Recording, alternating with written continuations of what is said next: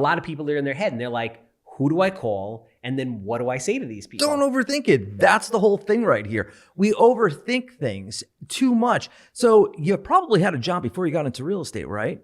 Call those people. How are you? They want to hear from you anyway because you had a great relationship with them. What about your family members who are your key to your success, your personal friends? So good to have you here, man. Thank you. Thank you. You have like a good, like a radio announcer's voice. Thank you. I did radio and TV for years. Well, that makes sense. Maybe that helps. I don't know. So you're kind of like the silent assassin.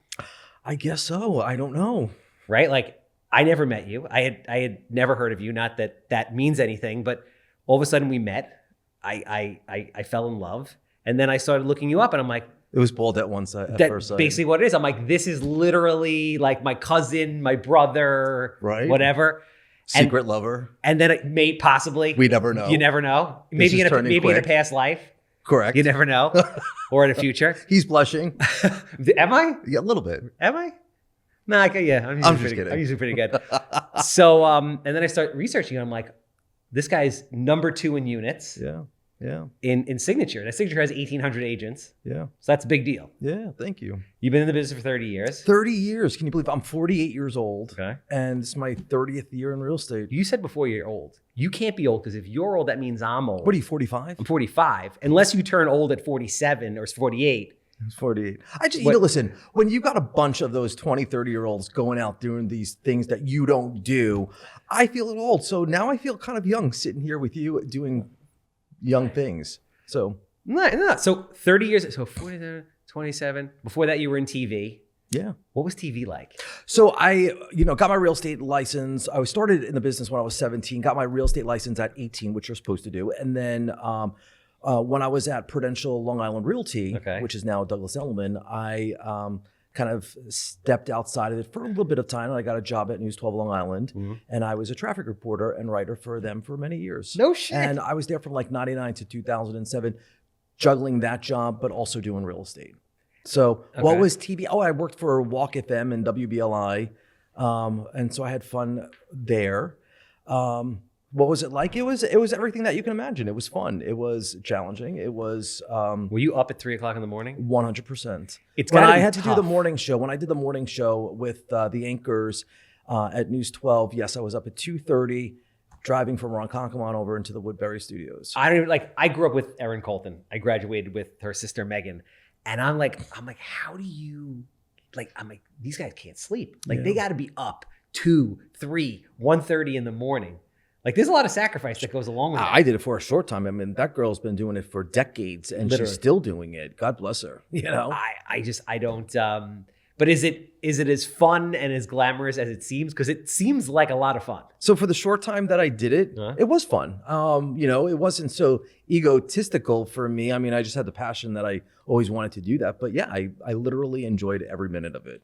So, I mean, I'm sure a lot of things that made you good in that industry makes you good in this, but I'm kind of curious to know, because that's a big swing. Sure. You go from literally being on TV in front of millions of people to you're like, I want to do real estate. Just totally different passions, totally different. So lanes. Remember, I did real estate before TV, went into TV and realized that TV didn't really pay much. So, and I was a different person then too. I was younger and I was just coming out of the closet. I was trying to get to know myself, a bit insecure, didn't have a lot of confidence. So I didn't know if TV was the right place for me when there was these, high staged people. And I'm like, look at that. Can I do that? I don't know. So I was quite insecure, and then I stepped back out and went right back to what felt like home. And that was real estate. And I got to use the skill set that I think everyone needs when you're in real estate. And that is, to show that people that you care and that you really love what you do. 20s I always say this, people look at me like I'm nuts. I'm curious to know what you think. I think 20s is the shittiest decade of your life. Completely agree. It's like a lot of inner turmoil. You're trying to figure out who you are, where you fit in the world, what's going on, compound that with, sexuality. Yeah. 30 years ago, 25 years ago, which was different than today. Right. But yet so much the same. Why do you say that? Well, you just brought it up, your sexuality, you're compounding it with your sexuality. I mean, indeed. And that was really hard for me to come out in my early to mid 20s as a gay man, a gay boy, a gay dude, and create a social life when 20 years ago. 25 years ago. And now think about what's going on in this world with the trans community. I mean, that's a very challenging time for whether you agree with it or not. It equals to not understanding it. Yeah. Whereas people didn't understand what the word gay meant and how you could be that, but yet I knew I was. So to me, it's all about understanding. And right now, the LGBTQ community is struggling with a group of people within that are having a hard time with it. So it still relates. Do you feel that it's kind of parallel, meaning, the trans community is experiencing today what the homosexual community was dealing with 25 years ago? Yeah, 100%. So why have we as a people not gotten better? You know what I mean? Like we've been down this road before. Like, why do we repeat the same thing? And this is everything. This is wars. This is like, why don't we just get better? Why don't we learn from the past? In my opinion, I think we are so busy trying to argue a point. I think we're so busy screaming, and we're not calm enough to listen. Because when we listen as people, we're learning. Listening is learning. Doesn't mean that you always have to agree, but we can listen to learn. I'm sitting here hanging out with you, and I'm learning things about you that I never knew before. I never met you really before, right? But that's the whole point. I'm not going to sit here and quickly judge you. It's not my job to judge you. My job is to sit here, listen to you, to know you. And that translates into just, interpersonal skills about being a great salesperson. Sure. Because I train my people always. I'm like, when you're a salesperson, I use the analogy, you don't want to be a brawler of a salesperson. You want to be a prize fighter. And then they look at me like I'm nuts. And I'm like, what I mean by that is this. You're smiling. I feel like you get this. You're like the only person who gets this. Everyone always looks at me like I'm nuts. A lot of salespeople, they see that they're turning the person, they get really excited, or they're not getting what they want. So they just like verbal diarrhea all over them and just rapid fire. But it's not doing anything. All they're doing is just swinging, and they're going to tire themselves out because they're not accomplishing what they need to, because they're not addressing whatever the objection is, or the concern, or the motivator, or whatever it is. I'm like, as a great salesperson and a great communicator, you want to be very calm. You want to listen. Yeah. You want to ask very specific targeted questions. And then when you respond, it's very impactful. It's like way less. Correct. Because they already know you care. So when they see that you care, they're going to also see confidence. And when they see confidence, they're going to hear it by your response. That's my opinion. Yeah, it makes perfect sense. So I'm curious to know what you feel makes you an amazing salesperson. Because I mean, how many, if you don't mind, number 2 in units, how many units was that? I was in the 50s, So yeah, I mean, it's basically, it's a house a week. Yeah. And it's like, in order to get a listing a week and have a listing a week close, it's like, how many conversations do you have to have? How many follow-ups do you have to have? I mean, it's a lot. So it's interesting, but I'm trying to get past this point in my life. Last December, no joke, even for as long as I've been doing this, I'm like everyone else. I still have, insecurities, right? And, oh my God, can I continue to do this? Will I do it next year? I mean, we've all thought about that, possibly, right? And so I was on, my last January was a bit slow. I was like, oh my God, my phone's not ringing, but yet am I doing? Am I working for the goal that I'm looking to set for myself, not for the company and not for the people that I sit with, but for myself? And I got this phone call from another agent, and he's like, hey, are you okay? And I'm like, yeah, I'm just in my head today, and I don't know why. And so he goes, get out of your head and get to work. So I got out of my head, and I got to work, and I stayed focused for those 364 days that were in front of me. And the truth of the matter is, I didn't look at what I did in the past, and I wasn't so focused on what I was going to do. My focus was on what I am doing, and that is working. And I can go on and on about this, but yet I'm not going to sit in the office kitchen, because that's where you're going to hear the news of, oh, it's slow out there. Did you hear what happened with this buyer? Did you hear I didn't get this listing? I'm not going to sit in the pool of that, of that misery or the negativity. Instead, I'm just going to focus in on myself and continue to work. And that's exactly what I did. There was no secret to it, but this is my business and I'm going to work at it. So you figure you've been doing something for 30 years. I guess one of two things can happen if you've been doing something for 30 years. You either love it to the point where it's just who you are and a part of you, and you just love waking up every day to do what you do. And then there's people who are just like, I've been doing it for 30 years. How do I keep myself motivated to do it another year? Because contrary to what you might think, 48 years old is very young.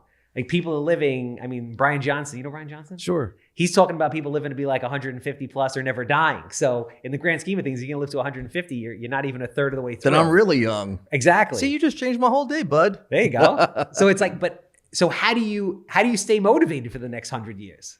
You know what it is? I quit drinking last year. Okay. And I think having stopped drinking and stopped smoking, I have been learning so much more about myself. So when you say quit drinking, are we talking about just for health concerns, you would just gradually, you were hitting it hard? No, I wasn't hitting it hard. Okay. Maybe some people would think so, but I wasn't hitting it that hard. But yet I was hitting it enough that I knew I don't want to do this any longer. And this is not serving me. And this is not a good purpose for me to be doing this. It's literally poison. Totally. And you're putting it in your mouth for what? Like, for what excitement? Are you thinking ahead until the next moment of tomorrow? No, that's what we're looking to numb something. That's what we're looking to do if we're looking to drink and get buzzed. But here nor there, I woke up, I said, I'm not going to vape anymore. I'm not going to drink anymore. Wow. And for the last 300 and something days, because, next week marks a year for me, that I have seen myself, I've learned myself, I respect myself, and I care about myself. And so when I take a look at all of that, I'm learning so much more about who I am as a person, and that's helping my business. So if you're asking me what's my motivation, myself. What was the driving force behind, like, you just wake up was it dramatic, or you just woke up one day and you're like, I don't need to do this? It was essentially that. Yeah. I had COVID. I was not feeling so good. And I said, whoa, I got to chill out. I got to do better for me. It's time for me to take a look at Mike McLean and be happier. And that's something that I can control. And so that's something that I did. Yeah, it's interesting. Like, human beings have this interesting relationship with like time and food and substances, in which they're always very quick to trade like years of their life for an experience. Like, people are like, oh, just eat the cookie. If you live 5 years less, right, who cares? Right.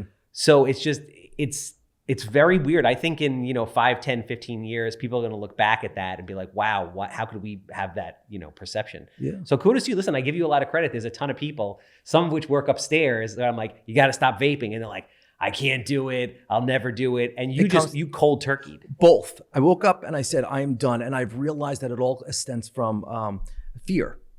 You're drinking because you're fearing something. You're smoking because it's all about fear, and in my opinion. And you're constantly overthinking. You're worrying equals fear. So when you have fear tied into all of that, you're not being your authentic self. You're not really working to fulfill something because you have this block, these guards up, right? So essentially I said, forget it. I have to kind of take these guards down, and I want to do it, man. I want to live a much better life that's healthier, that's cleaner, and that's straight, And I feel like that's exactly what I've been doing. And furthermore, I think it's definitely shining through in my business, because my business is about my clients, but essentially it's about me being incorporated into that. So let's get into this, or whatever you would like to share, because there's a lot of agents that are listening or watching to this, and they're like, Michael Queen's listing a house a week.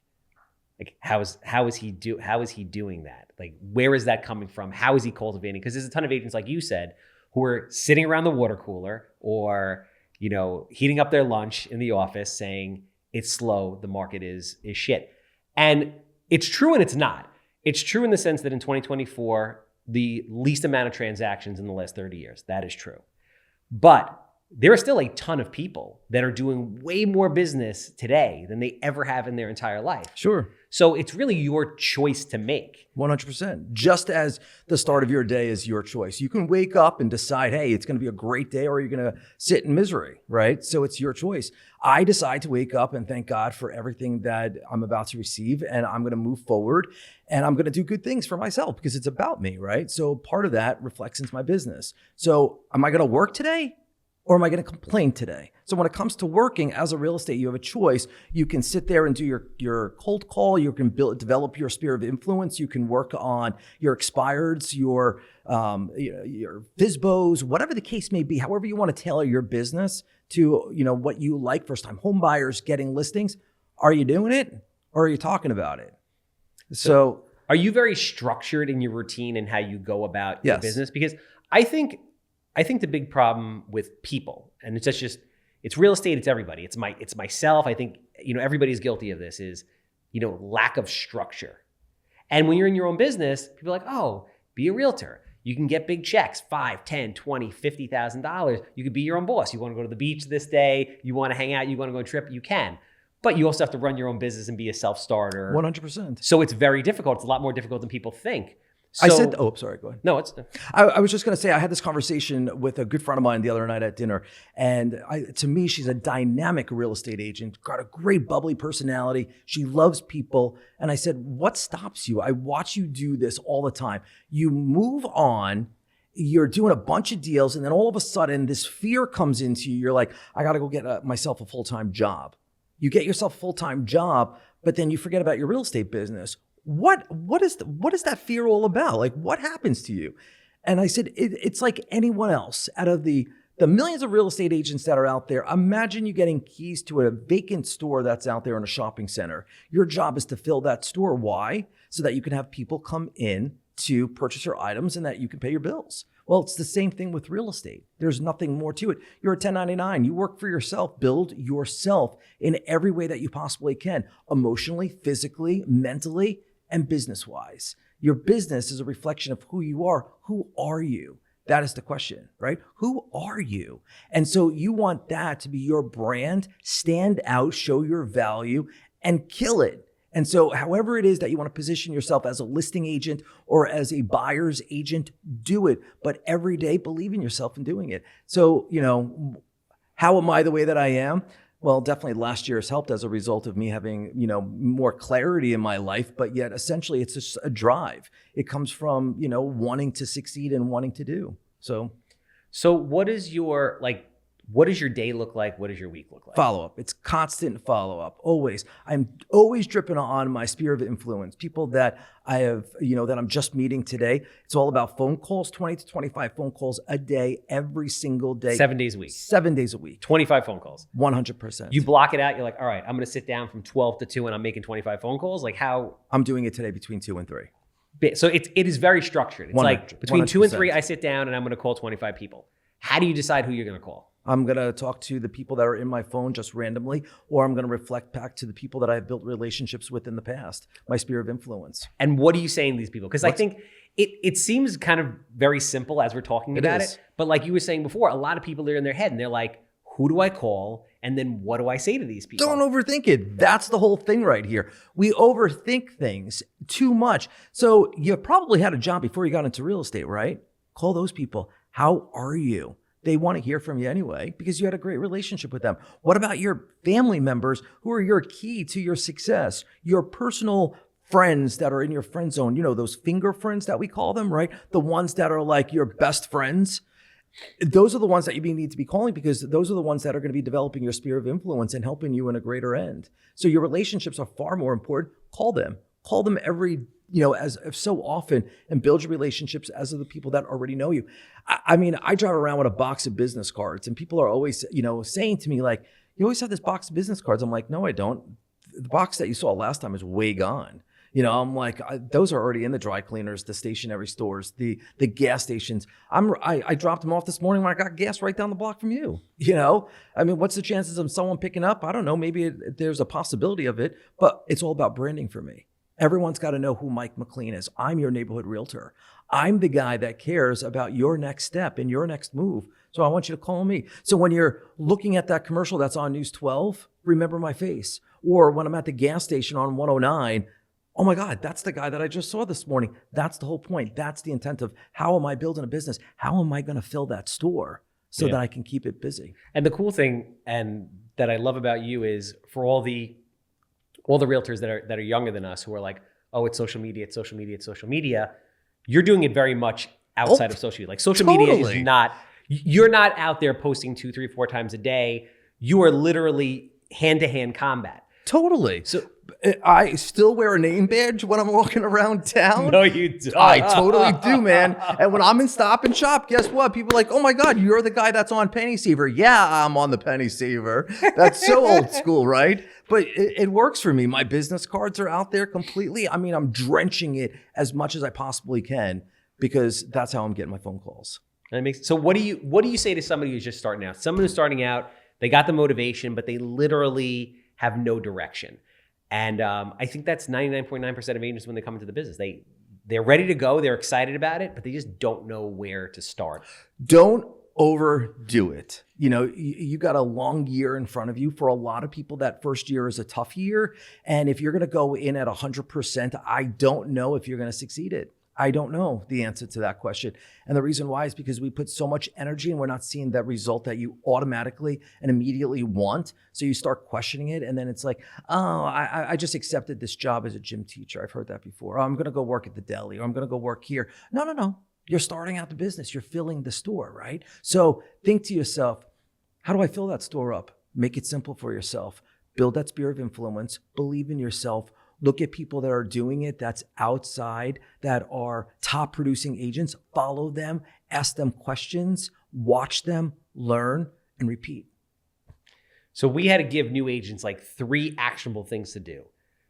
Can we say one is find a mentor? 100%. Build your sphere of influence. Also, most importantly. So how do you, and people always talk about that, work your sphere, but people never really get into kind of like the granular details of, you know, how do you do that? How do you kind of methodically increase the amount of people that you know?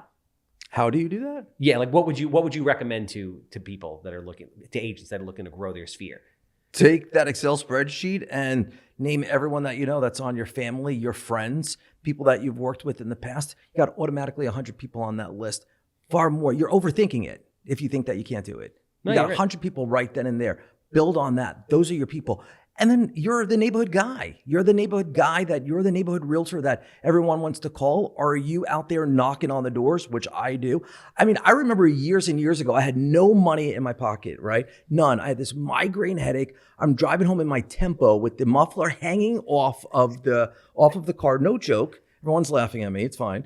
And I had this migraine headache. 2 houses before I get home, there was the sign, and it said Century 21. And I, in my head, said, why didn't they list with me? I don't understand it. I went in and I laid there, fell asleep, woke up in the morning and created this concept. Well, I've got a choice. And my choice is I can be miserable of what I saw, or I can fight it. So I decided to fight it. So I called my sign guy and I said, I want a sign in front of my lawn, on my lawn, that says the home of your neighborhood realtor, Mike McLean. That's where the sign is. Now my neighbors know exactly who I am and what I do. I knocked on all their doors and I introduced myself. Are you even introducing yourself to neighbors? That's what we should be doing. If we're not, that's part of the work that we have to put into this.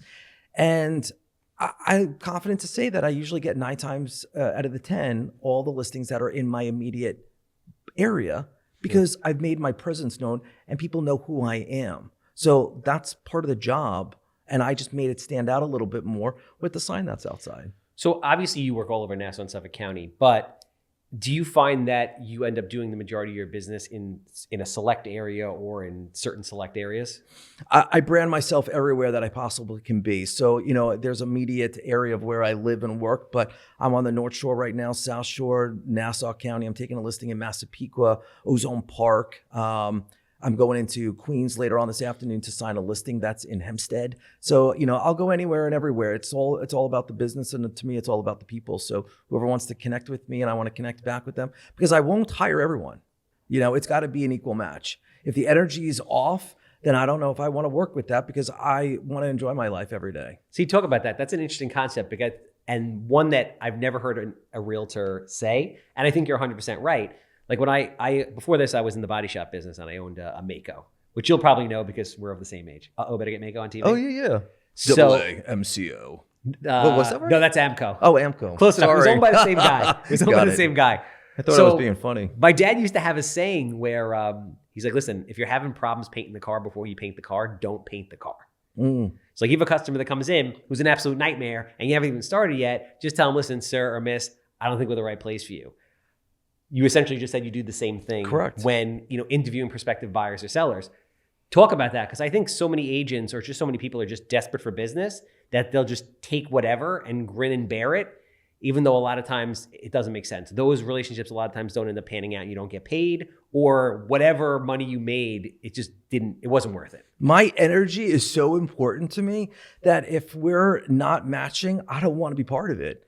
I'll take the gain, which is the fact that I got to make the choice and walk away from it instead of feeling a loss. It wasn't a loss for me. That was a gain. I didn't want to have to deal with something that I didn't want to be part of and involved with. So what are you looking for? Do you work with both buyers and sellers, or is it equal, or is it primarily seller heavy? I think lately it's become more listings, but I'll happily take buyers. Absolutely. I'm working with 3 of them right now. So what are you looking for in someone who wants you to sell their house or work with to buy a house? Someone that's seeking, their trusted counsel, their trusted advisor, someone that's going to say, oh, wow, I appreciate Mike's kindness and his ability to kind of help me guide through all of these steps that we need to endure together, because essentially this is their story. I'm just lucky to be part of it, right? So I want my energy to be clean with it, and I'm going to go in it, and I'm going to give you my 150% of it.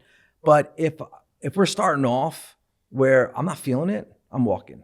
Yeah. 100%. Because remember, this is my product that I'm selling. This is my brand. And I don't need any, listen, there's always going to be an issue in real estate. There's always going to be some sort of, bumps in the road. But at the end of the day, this is my name. And for 30 years, I'm proud to say that I'm still getting referrals. When you sell yourself, you're an asset. Whereas other agents are an expense. You're an investment. Yeah. In the same way that someone was going to, renovate their kitchen or their bathroom, you're an investment. You're going to help them through the process. You're going to get the most amount of money. You're going to help them avoid pitfalls during the process. Like you said, there's a ton of bumps. Sure. If you don't anticipate those, it makes for a bumpy transaction.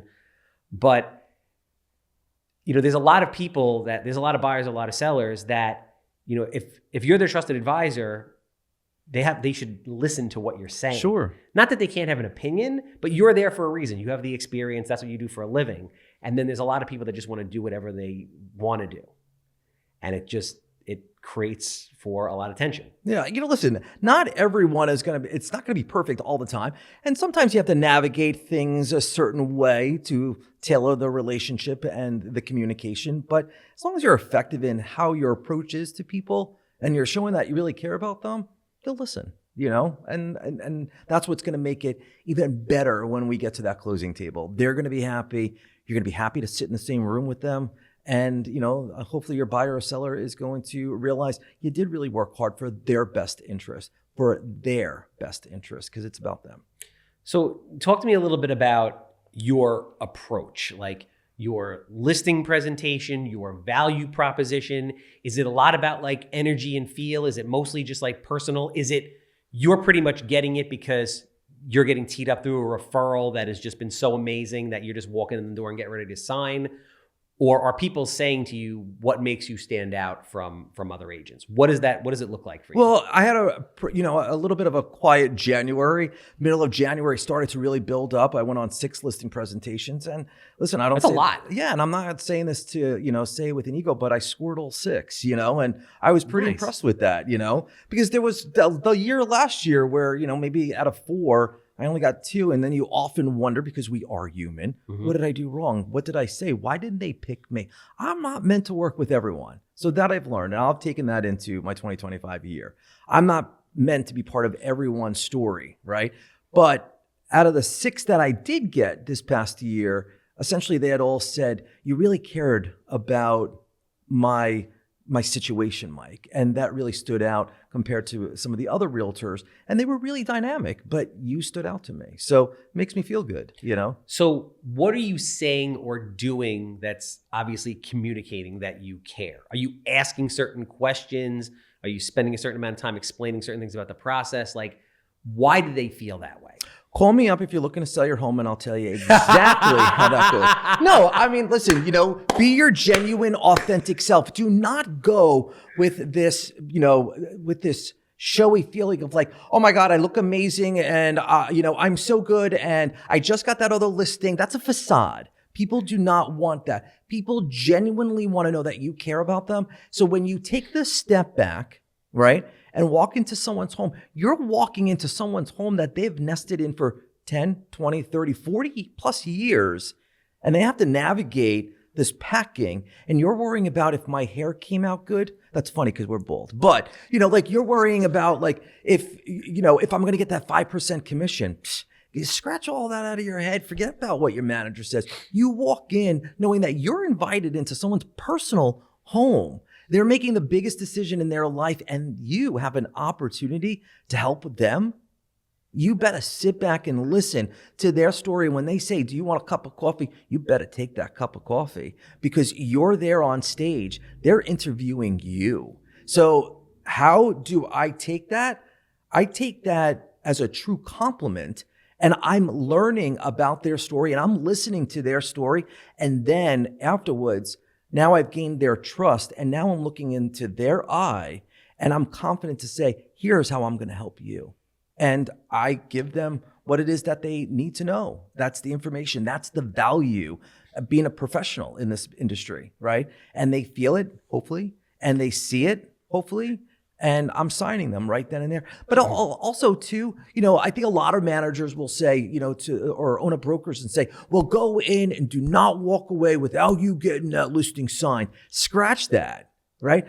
No one wants to sign papers right off the top of the bat if they've never met you before. You better make that really, really generous, and you better be really, really, kind to them. If that's going to happen, let them know, hey, listen, we're going to do this step by step. This is about you, and I want you to be happy. So how did I get those 6 listings? I didn't put this immediate pressure on them, and I reminded them that this is about them.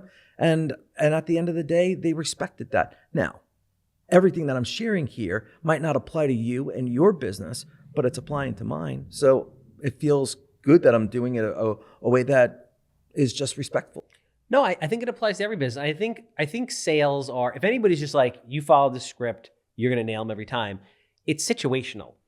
Everybody Correct. is different. Every person's needs, everyone's situation. And here's, I think, the biggest thing. What I got from that, which I think most agents and most salespeople, just outside of real estate in general, don't realize is, when you've been doing this for 30 years and you've done literally hundreds of transactions, it would be very easy for you to just be like, this is transactional. It's just another day.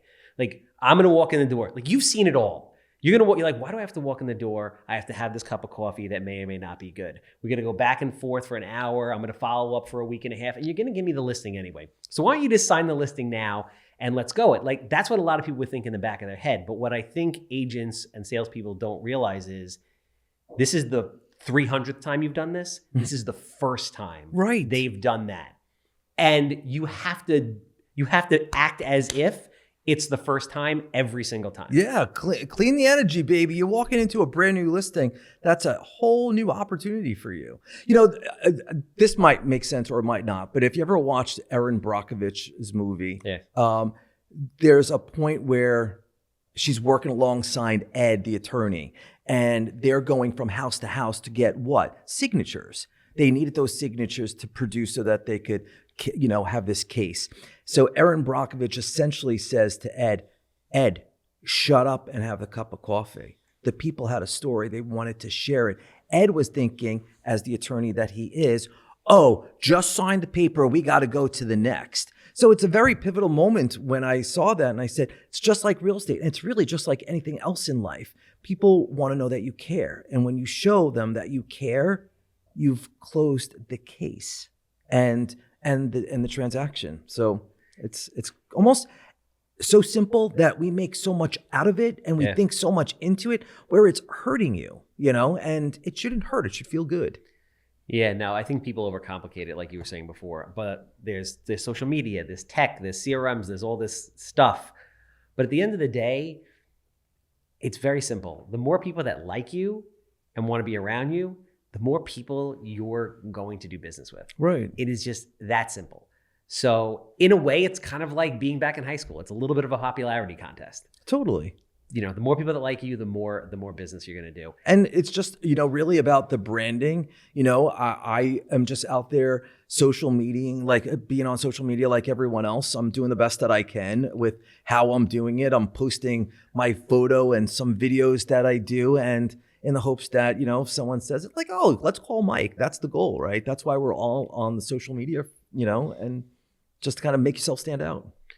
Outside of real estate, what are your passions? What gets you going? That's a good question. That's something that I'm learning more and more. I love to read at night. I enjoy the few good friends that I really have that really mean the world to me. My family is a big part of my life. I'm really lucky with an amazing family. My parents this upcoming June are celebrating 65 years. That's a gift in itself. Wow. Yeah. 65 years married? 65 years married. Wow. Isn't that a gift? I mean, I'm so proud to be part of my family. Have you ever asked them what the secret was? That's a long time. Just last night, I'm like, Mom, I want to sit with you guys and talk to you about 65 years of being married. And they just looked at each other as they finished up the rosary beads. No joke. And they just looked at each other and smiled and said that they're each other's biggest gifts. Wow. Yeah, I got a little choked up there, but it's complete truth. I mean, how lucky am I? I've got 2 older brothers, 2 older sisters. My parents are both in their mid to late 80s, and, they're a true example of family. So my life is great as a result of that. Wow, that's amazing. I mean, typically you hear things like, she's always right, or you got to work at it, or you got to show up every day. They just literally looked at each other and like, we fit together. We fit. And trust me, it hasn't always been perfect, like any relationship, right? But they really genuinely love each other, and their biggest gift is really their family. So, I second that. I mean, I'm lucky to have my family the way that I do. I really am. So kind of to close out. Do you have a tissue? Just kidding. That's your camera. There's going to be agents of all kinds, right? That are watching this. New people. There's going to be people that have never been in the business, but want to get into the business. There's going to be people that are in the business and struggling and maybe thinking about taking that other job. What would you say to them? What would you recommend, that they do to get over that hump? Get into the office. Get out of your head. Be kind to yourself. Have fun in real estate. Remember, you're the brand, right? You are the brand, and have fun building a successful a successful business with your name identified and attached to it. And remember, your job is to let people know that you care. Learn all of the information, but just enjoy it, because it's a wonderful career. And I'm so happy that I got hopefully more decades to go. Michael, I appreciate it. You're a gentleman. You have amazing fashion sense. Congratulations on your career, your success. If there's anybody out there who's looking to buy or sell, how do they get in touch with you? Tell that camera right there. You can call Mike McLean, 631-375-3667, or hit me up on Instagram. Your neighborhood realtor. I'm Handsome Homebuyer. If you have a house that smells like cat pee or not, if you just want to sell it, I'm quick, I'm easy, Lord knows. I think I'm a good time. I want to buy it. 516-777 sold.